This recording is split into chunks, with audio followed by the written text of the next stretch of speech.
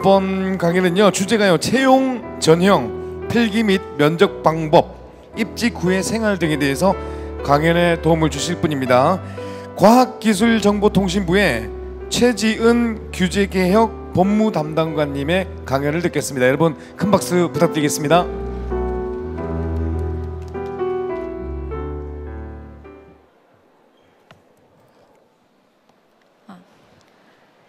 네, 안녕하세요. 과학기술정보통신부 최지은 사무관입니다. 저는 민간 경력 채용 5급 채용에 대해서 간략하게 설명을 드리겠습니다. 다음 장이요. 네, 설명 내용은 다음과 같습니다.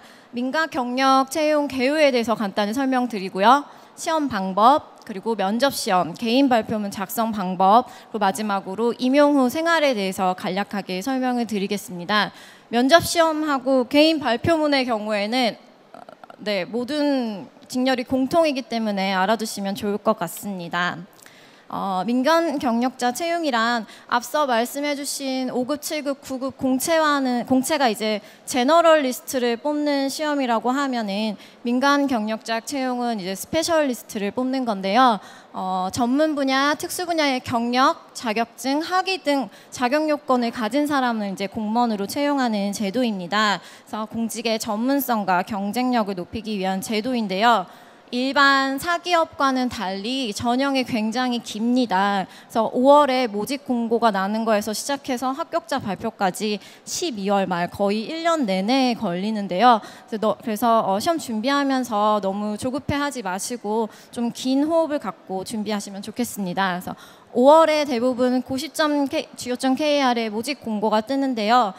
각 부처마다 경력, 자격증, 학위 등 요구하는 조건이 다르고 공고가 매우 길거든요. 30-40장 되는데 이거를 철저히 읽어보셔서 내가 갈 수 있는 직위가 어딘지 꼼꼼히 살펴보시면 좋고요. 6월에 원서를 접수를 하고 7월에 필기시험이 있고요. 9월에 서류 전형이 있고 11월에 면접 시험을 본 다음에 12월 말에 합격자 발표가 있습니다. 다음이요. 시험 방법에 대해서 간략하게 설명을 드릴게요. 필기시험, 서류 전형, 그리고 면접 시험 이렇게 총 3가지가 있는데요. 필기시험은 피셋하고 거의 같습니다. 이제 다만 차이가 있다면 5급 피셋보다는 난이도가 조금 낮고 또 문제 수도 적고 시간도 적은 편입니다.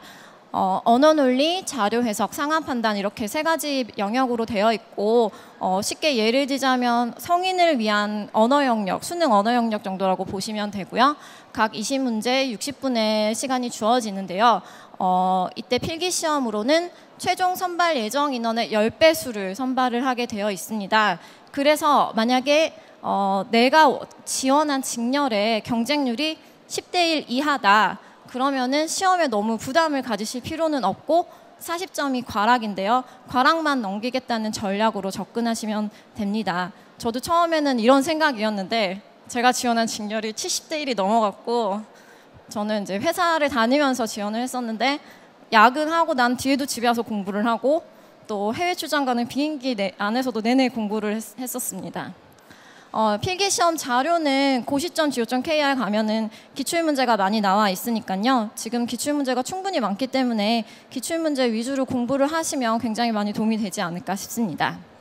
그 다음 서류 전형인데요. 이제 전문성을 증명할 수 있는 자격 요건이나 직무 역량, 경력 성과 등 심사할 수 있는 자료를 모두 제출을 하게 됩니다. 그래서 영역에 구애받지 않고 나의 전문성을 입증할 수 있는 모든 자료를 영어까지 끌어모아서 제출을 하시면 됩니다. 제가 듣기로는 피아노 콩쿨 트로피 사진을 찍어서 제출한 분도 계시다고 합니다. 그래서 여기서 우대 요건으로 한국사 능력 검정시험 3급 이상과 영어 능력 검정시험이 있는데요. 저는 이제 공고를 보고 나서 한국사 능력 시험이 필요하구나 해서 접수를 하려고 보니까 이미 접수 기간이 다 끝났더라고요. 그래서 한국사 능력은 제출을 못했고 또 영어도 제출하려고 보니까 기존에 이제 토플 토익이 기간이 만료돼서 이 2가지는 제출을 못했습니다. 그래서 이 2가지가 필수 요건은 아니지만 이제 쟁쟁한 경쟁자가 있는 경우에는 조금의 가점이라도 받아야 하니까요. 미리미리 준비해 주시면 좋을 것 같습니다. 그래서 서류 전형에서 최종 선발 예정 인원의 3배수를 선발을 하게 되고요. 그다음에 마지막 면접 시험입니다. 면접 시험도 다른 직렬과 마찬가지로 개별 면접 과제 그리고 개인 발표문 이 두 가지 면접을 보게 됩니다. 다음이요. 면접 시험을 간략하게 설명을 드리겠습니다. 개별 면접 과제가 있고 개인 발표문 과제가 있습니다. 개별 면접 과제 같은 경우는요. 7시인가 아침 7시인가에 이제 면접장으로 다 모이라고 해서 아침부터 이제 작성을 하게 되는데요. 공직관 경험 그리고 특정 상황의 대처 딜레마의 상황에 대처 방안에 관한 문제가 주로 나옵니다. 그래서 2문제 혹은 3문제에 대한 질답지를 작성한 후에 그 답안지를 복사를 해서 면접관에게 들고 가고 면접관들이 그 답안지를 보고 질문을 하게 됩니다. 그래서 예시를 몇 개 들어봤는데요. 방패장 설치에 대한 지역 주민의 갈등 해결 방법, 본인의 갈등 해결 경험과 방법, 상사와 의견이 다른 경우 대처 방법, 업무 상황에서의 딜레마 해결 방법 등 주로 약간 이런 식의 문제가 많이 나오고요. 더 많은 내용을 보고 싶으면 구글에 검색을 하면은 많은 사람들이 후기가 올린 게 나오거든요. 그걸 보시면 좀 도움이 될 것 같고 마지막 2개, 상사 의견이 다른 경우 혹은 업무 상황에서의 딜레마 이런 경우는 실제로 업무를 하면서도 이런 경험이 굉장히 많기 때문에 미리미리 생각을 해두시면 도움이 될 것 같습니다. 그리고 작성의 한 가지 팁이라면은 작성을 할 때 추상적으로 내가 상사 의견이 제치가 되면 상사를 설득해서 잘 해보겠다 이렇게 하기보다는 본인의 개인적인 경험을 녹여서 내가 예전에 이런 프로젝트를 하면서 상사와 충돌이 있었는데 이러이러한 방식으로 해결해 나갔다 이렇게 하는 것이 면접관을 설득하는 데 조금 더 도움이 되지 않을까 싶습니다. 그다음에 2번째 면접 시험은 이제 개인 발표문 작성인데요. 나중에 이제 사무관이 되면은 거의 매일매일 이런 형식의 보고서를 작성하게 됩니다. 그래서 보고서 작성이 약간 축약판이라고 생각하시면 되는데요. 한 10장에서 한 12장 정도 기사나 통계가 들어있는 로데이터 자료들을 이렇게 줍니다. 그리고 여기에 대한 해결 방안을 논하시오. 이런 식으로 보고서를 작성을 요청받게 되는데요. 공무원 보고서의 특징이라면은 일정한 틀이 정해져 있어요. 그래서 배경, 문제점, 해결 방안, 그리고 기대 효과 이 양식은 반드시 지키셔야 됩니다. 그래서 이게 저도 민간 기업에서 일을 하다가 들어왔는데 이런 형식의 보고서는 한 번도 쓴 적이 없었거든요. 그래서 각 부처의 홈페이지에 들어가서 정책 보고서 그리고 보도 자료 등을 참고해 보시면은 공무원들이 이런 식으로 기한을 하는구나 감을 잡으실 수 있을 것 같아요. 그리고 하나 더 당부드리거든요. 이거는 절대로 혼자 해서는 합격하기가 어려운 것 같아요. 내가 쓴 보고서의 단점은 제가 절대로 스스로 찾을 수가 없거든요. 그래서 저도 실제로 보고서를 쓰고 과장님 결제받고 국장님 결제받고 차관님까지 갔는데 그때서야 오타가 발견된다거나 여러 사람의 리뷰를 거칠수록 더 보고서가 좋아지니까요. 반드시 면접 스터디를 구해서 서로 보고서를 평가해 보기도 하고 서로 면접관이 되어서 질문을 해보기도 하고 이런 과정을 반드시 거쳐야 하실 것 같습니다. 개인 발표문 예시는 새로운 보육 시스템 도입 방안에 대해서 논하시오. 이런 경우에는 출산율이 줄어들고 있지만 지방에서는 또 산부인과가 없고 이런 식의 기사나 통계들을 주고 새로운 보육 시스템을 어떻게 도입할 건지를 간략하게 써보시오. 이런 식으로 나오고요. 중국 관광객이 줄어들고 있고 일본에는 또 관광객이 늘어나고 있는 상황에서 우리나라는 해외 관광객을 어떻게 유치할 것인지 이런 거에 대한 간단한 보고서를 작성을 하는 것을 요청을 받습니다. 다음이요. 제가 가장 어려웠던 부분이 이 개인 발표문이어서 저희 회사에서 쓴 실제 보고서를 한번 가져와 봤습니다. 저희 회사 홈페이지 가면 보실 수 있는데요. 과학문화산업 혁신성장 전략안에 대한 보고서입니다. 모든 보고서는 아까 앞서 말씀드린 것 같이 틀이 다 같습니다. 그래서 1번에 추진 배경, 2번에 현황과 분석, 그리고 3번에 추진 전략 및 과제, 4번에 기대 효과 이런 방식으로 역시 짧게 한 장으로 작성을 해주시면 되고요.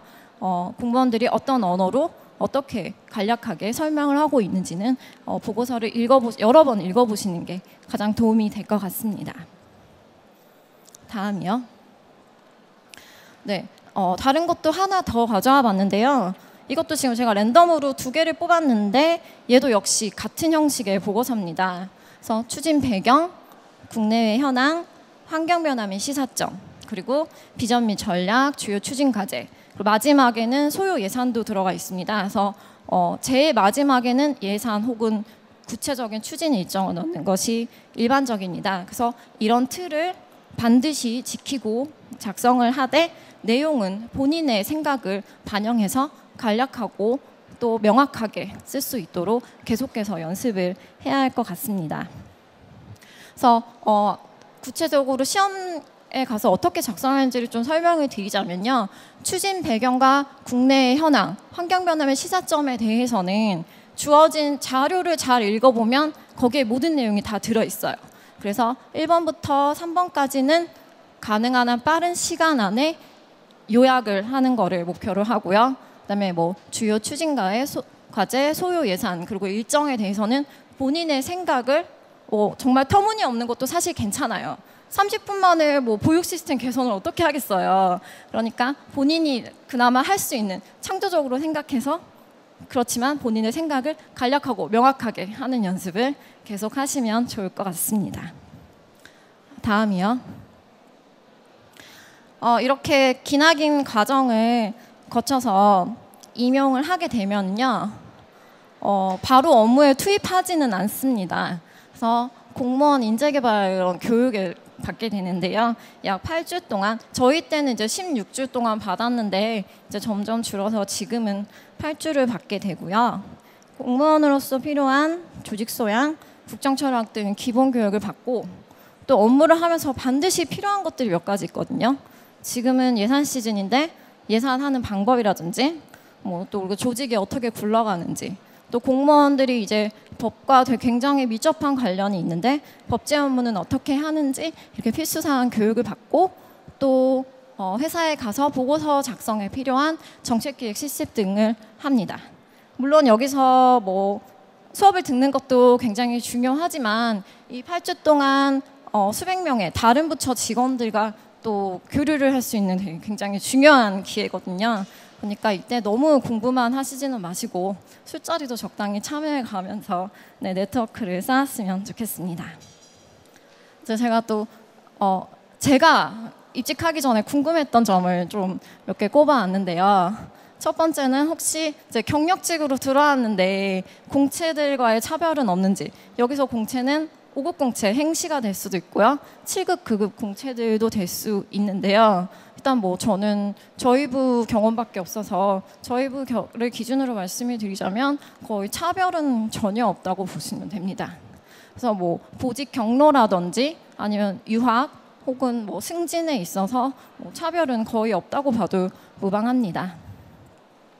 그리고 뭐 전문성을 바탕으로 입직을 하기 때문에 혹시 임용된 직위에서만 계속 근무하는 건 아닌지 이런 것도 궁금했었는데요.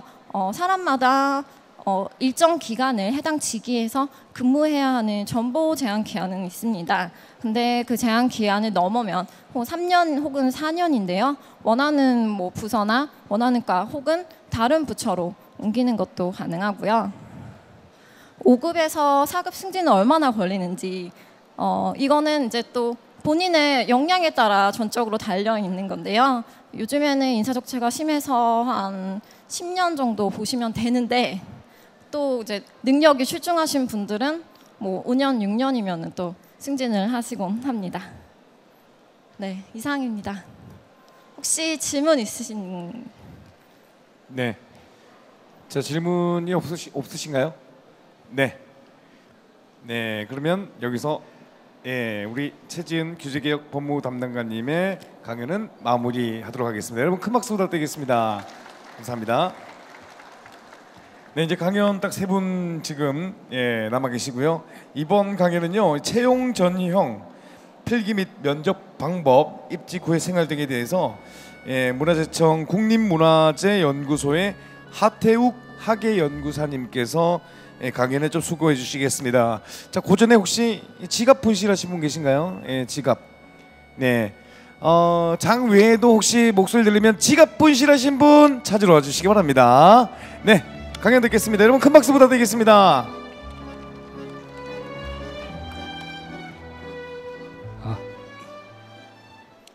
네, 안녕하세요. 2017년 민경채 7급으로 지원하여 현재 문화재청 학예연구사로 근무하고 있는 하태욱이라고 합니다. 네, 만나서 반갑습니다. 네, 다음으로 넘겨주세요. 네, 저는 간단히 채용 제도 설명하고 제가 그 7급 민경채를 준비할 때 있었던 간단한 몇 가지를 좀 소개해드리고자 합니다. 네, 다음. 네, 7급 민간 경력자는 민간 경력으로 3년 이상이거나 아니면 석사학위 이상 소지자 또는 자격증을 가지고 있는 사람에 한해서인데요. 제가 좀 추천드리고 싶은 것은 만약에 관련 경력이 있다고 하시면 경력으로 지원하시는 거를 추천드립니다. 네, 하기보다는 아무래도 경력이 차후에 부처에 지정되셨을 때 좀 더 유리하게 작용이 되실 수 있는 것을 네, 나중에 보시면 알게 될 수 있을 것 같고요.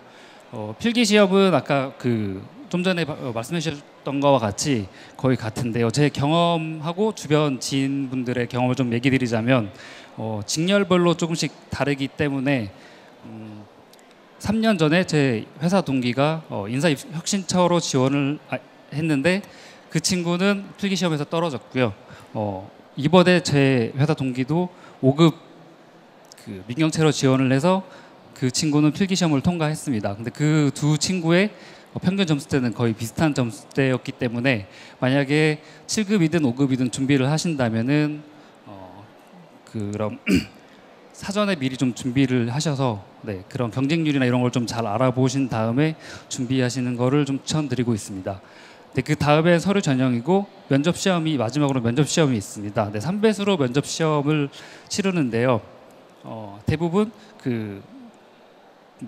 정신 자세와 전문성에 대한 질문을 해주시는데 7급 주무관으로서 어떻게 업무를 수행해 나갈 건지에 대한 질문을 몇 가지 던지시더라고요. 그래서 혹시 면접 시험에 가시게 되면 그런 내용을 미리 잘 준비하셔서 네, 얘기를 해주시면 좋을 것 같습니다. 네, 다음.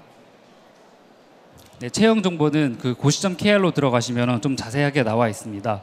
아까 앞에서 말씀해 주셨던 것처럼 7급도 약 6개월 정도의 기간이 소요되기 때문에 지치지 않고 잘 준비하시는 게 제일 좋을 것 같습니다. 고시점 KR에 보시면은 관련 PDF가 올라와 있는데요. 거기서 어떤 직렬을 뽑는지를 잘 확인하셔서 본인에 해당하는 직렬로 네, 지원하시면 좋을 것 같습니다. 네, 다음. 네, 제가 7급 민경채를 준비하면서 3가지 키워드가 있었는데요. 첫 번째는 제가 지원을 하면서 어떻게 제 미래가 설계가 가능한지에 대한 질문을 좀 많이 던졌었습니다. 저는 사기업에 약 6년 정도 근무를 했었고요. 그 6년 근무하면서 제 미래에 대한 불확실성하고 과연 내가 이 업무를 계속했을 때 전문성을 가지고 전문가가 될 수 있을지가 좀 항상 물음표를 가지고 있었습니다.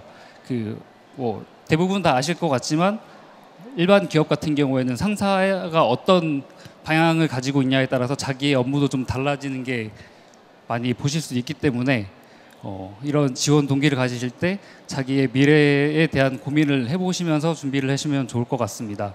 그 다음엔 네, 경제 상황 고려입니다. 저 같은 경우에는 작년에 결혼을 해서 아직 아기가 없기 때문에 현재 월급으로도 그냥 먹고 살 수 있을 정도라고 생각을 하고 있습니다.